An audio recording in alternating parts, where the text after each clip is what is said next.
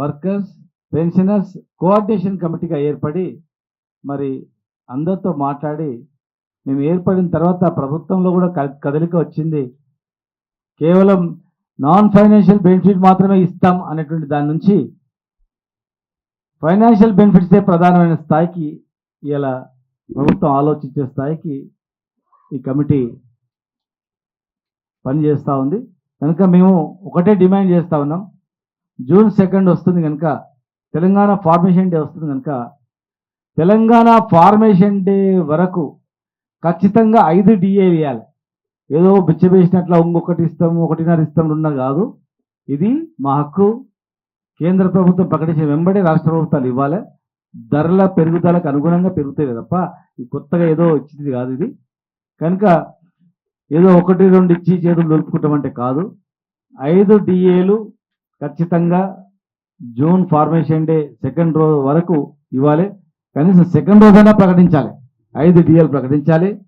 Retired అయినటువంటి 10,000 మందికి ఇమ్మీడియట్గా వాళ్ళు దాచిపెట్టిన పైసలు చాలామంది ప్రజలు అపోహ ఏం పడుతున్నారు అంటే ముఖ్యమంత్రి గారు మాట్లాడగానే అటెండర్కు 50,000 లక్షలు అవుతాయి, అధికారికి 1,20,00,000 అవుతాయి అంటే ఏదో గవర్నమెంట్ ఇస్తుంది అనుకుంటున్నారు. ప్రజలారా, ఇది ఉద్యోగులు నెల నెల దాచిపెట్టుకున్న పైసలు. మీరు ఎట్లయితే బ్యాంకులో దాచిపెట్టుకున్న తర్వాత విత్డ్రా చేయడానికి పోతారో గట్ల గవర్నమెంట్ దగ్గర పెట్టిన పైసలు అవి దాచిపెట్టుకున్న పైసలు. కనుక వాళ్ళ పైసలు వాళ్ళకు వాపసు ఇచ్చేది తప్ప కొత్తగా ఏదో ఇచ్చేది కాదు. ఇది వాళ్ళ డబ్బులు వాళ్ళకి ఇవ్వాలని చెప్పుకున్నటువంటిది. కనుక మరి ఆ రిటైర్మెంట్ బెనిఫిట్ అనేటివన్నీ కూడా వెంటనే రిలీజ్ చేయాలి. హెల్త్ కార్డ్స్ కూడా ఇమ్మీడియట్గా హెల్త్ కార్డ్స్ కూడా జర్నలిస్టులకు కానీ రిటైర్డ్ ఎంప్లాయీస్ కుటుంబాలకు కానీ ఉద్యోగులకు కానీ ఏ హాస్పిటల్లో అడ్మిట్ అయినా కూడా క్యాష్లెస్ ట్రీట్మెంట్ వెంటనే ఇవ్వాలి. డబ్బులు మాకు సరిపోతలేవంటే చెప్పండి, మేము రిటైర్డ్ అయిన ఉద్యోగులతో కానీ ఎంత ఇస్తామని చెప్పి గతంలో కూడా చెప్పినాం. మరి వెంటనే దాన్ని కూడా ఏర్పాటు చేయాలి. క్యాష్తో కూడుకున్నటువంటివే మా డిమాండ్లు, ఇవి ప్రధానమైనటువంటివి. పిఆర్సీ కూడా వెంటనే నివేదిక తెప్పించుకొని ఇవ్వాలి. పాత పెన్షన్ విధానాన్ని తీసుకొస్తామన్నారు, దానిపైన కూడా వెంటనే ప్రకటన చేయాలి. ఈ ప్రధానమైనటువంటి 5 డిమాండ్లే ప్రాముఖ్యత తప్ప ఇది ఇవ్వకుండా ఏది ఇచ్చినా కూడా కాదు. ఇది ఇస్తూ ఏదని ఇవ్వండి, కానీ ఇది ఇవ్వకుండా ఏదో సంఖ్యాపరంగా ఇగో ఇన్ని డిమాండ్లలో అయినా ఈ ఖాళీ 5 తప్ప మిగతా మొత్తం ఇస్తామంటే కాదు. 5తో పాటు కూడుకునే మిగతా మొత్తం ఏవైనా ఇవ్వండి, కానీ ఈ 5లో ఏ ఒక్కటి మీరు చేసినా కూడా జరగదు. మరి దానిపైన నెక్స్ట్ మరి ఏం చేద్దాం, కార్యాచరణ ఎట్లా అనేది పెద్దలు స్వామిగౌడ్ గారు మరి ఎవరెవరిని కలిస్తే బాగుంటుంది, ఏం చేయాలనేది వారు ప్రకటిస్తారు. ఖచ్చితంగా మేమందరం ఒక తాటిపై తెలంగాణ సమాజంలో ఉద్యోగులనే కాదు తెలంగాణ ప్రజలకు ఏ ఇబ్బంది వచ్చినా వారికి మేము బాసటగా నిలుస్తాం. ఇలా హోంగార్డులకు జీతాలు రాక ఈరోజు వరకు జీతాలు రాలేదు. 1 తారీఖు ఇస్తున్నామని చెప్తున్నాం. హోంగార్డులకు ఇప్పటివరకు జీతాలు రాలేదు. ఇంకా చాలామంది కాంట్రాక్ట్ ఉద్యోగులకు జీతాలు రాలేదు. చాలా అగమ్య గోచరంగా ఉంది. పంచాయతీరాజ్ డిపార్ట్మెంట్లో, మున్సిపల్ అడ్మినిస్ట్రేషన్లో అవుట్సోర్సింగ్ వాళ్ళకు చాలామందికి రాలేదు.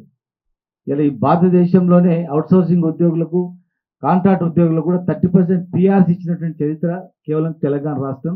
దానికి ప్రధాన కారణం మేమందరం కూడా, ఇక్కడ ఉన్నటువంటి వాళ్ళందరం కూడా.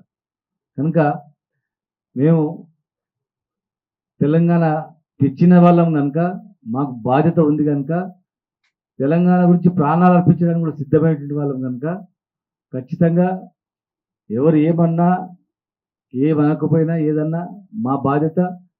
ఇవాళ తీసుకొచ్చిన తెలంగాణలో ఏ వర్గానికి నష్టం జరిగినా కూడా మేము దానిపైన స్పందిస్తాం, పోరాటం చేస్తాం, వారికి బాధ్యతగా నిలబడతాం. ఇంత కష్టపడి తెలంగాణ తెచ్చుకున్న తర్వాత ఏ ఒక్క అంశంలో వెనకడుగా వేసినా కూడా అన్యాయం జరుగుతున్నా కూడా మేము ఊరుకునేది లేదు. అంటుండొచ్చు అని మీరున్నప్పుడు ఏమైంది ఏం చేసి, మేము ఉన్నప్పుడు చేసి చాలా వరకు చేసినాం, అన్ని చేసినామని చెప్తలేము. ఇవాళ మాకన్నా ఎక్కువ చేస్తామన్నది కదా మీకు అధికారం ఇచ్చింది. ఇవాళ మీరు ఇస్తామన్నవి అడుగుతున్నాం అంతే, మీరు ఇస్తామని చెప్పినవి. ప్లస్ ఉద్యోగులను అవమానపరచకుంటే కూడా ఇంకా కొంత సమయం ఇచ్చేవాళ్ళే. మేము ప్రజల మధ్యలో ఏమైందంటే వీళ్ళు ఏదో ప్రజల సొమ్ము వీళ్ళే దోసుకోబోతున్నారు అంటే ఇప్పుడు చెప్పినందుకు మరి ఖచ్చితంగా మేమందరం వారికి బాధ్యతలు నిలబడి చేయాల్సిన పరిస్థితి మాకుంది.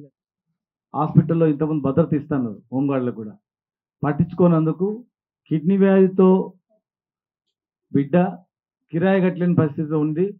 భార్య భర్తలు ఎట్లా మనం ఉద్యోగం చేస్తున్నావు, హోంగార్డ్ చేస్తున్నావు ఎట్లా అని చెప్పి కొట్లాడి చివరకు హోంగార్డ్ చనిపోవడం జరిగింది. చనిపోవడమే కాకుండా దాదాపు చాలామంది 3,500 వేకెన్సీలు ఉన్నా కూడా ఆర్డర్ టు సర్వ్ పేరు మీద ఇతర జిల్లాలకు పంపడం, ప్లస్ అనేక వేధింపులకు గురి చేయడం, వెట్టి చాకిరి నుంచి గతంలో చెందినా కూడా ఈరోజు మళ్ళా మొదటి స్థాయికి వచ్చిందని చెప్పి ఎంతో ఆవేదనతో ఉన్నారు. ఈరోజు 19 డేట్ వచ్చినా కూడా ఇప్పటివరకు కూడా జీతాలు కూడా హోంగార్డులకు. కనుక హోంగార్డులను వేధించకుండా తక్షణమే ఇతర జిల్లాలకు పంపకుండా ఖాళీలలో ఇక్కడే వాళ్ళ పని చేయించి వాళ్ళకు జీతభత్యాలు ఇవ్వాలని చెప్పని, తర్వాత ఆర్టీసీని కూడా ఆర్టీసీ ఉద్యోగులను ప్రభుత్వ ఉద్యోగులను గుర్తిస్తామని చెప్పింది ముఖ్యమంత్రి గారు. మరి ఇప్పటి వరకు అతి లేదు గతి లేదు. వెంటనే ఆర్టీసీ కార్మికులు కాదు వాళ్ళు ఉద్యోగులు, మరి ఆర్టీసీ ఉద్యోగులను ప్రభుత్వ ఉద్యోగులు గుర్తించి వెంటనే జూన్ 2 లోపల కనీసం జూన్ 2 రోజైనా వారికి సరైనటువంటి ఆర్డర్స్ ఇచ్చి మరి ఆర్టీసీని కాపాడాల్సిన అవసరం ఉంది. ఫ్రీ బస్ పేరు మీద ఎన్నో రకాలుగా అవమానాలు పడతా ఉన్నారు. కొత్త బస్సులు అదే బస్సులల్లో పెట్టింది, కానీ ఫ్రీ బస్ పెట్టిన తర్వాత కొత్తగా ఇన్ని వేల బస్సులు తీసుకొచ్చినట్లు కూడా లేదు. కనుక ఆర్టీసీ ఉద్యోగులను ప్రభుత్వ ఉద్యోగులు గుర్తించినటువంటిది 2 నుంచే అమలయ్యేటట్లు చేయాలని జూన్ 2 నుంచి మేము అన్ని డిమాండ్లు కూడా జూన్ 2 లోపు, కనీసం జూన్ 2 తెలంగాణ ఆవిర్భావ దినం నాడైనా ఇవన్నీ విడుదల చేయాలని చెప్పి. Please subscribe to the channel and download the Politicos app from the links in the description.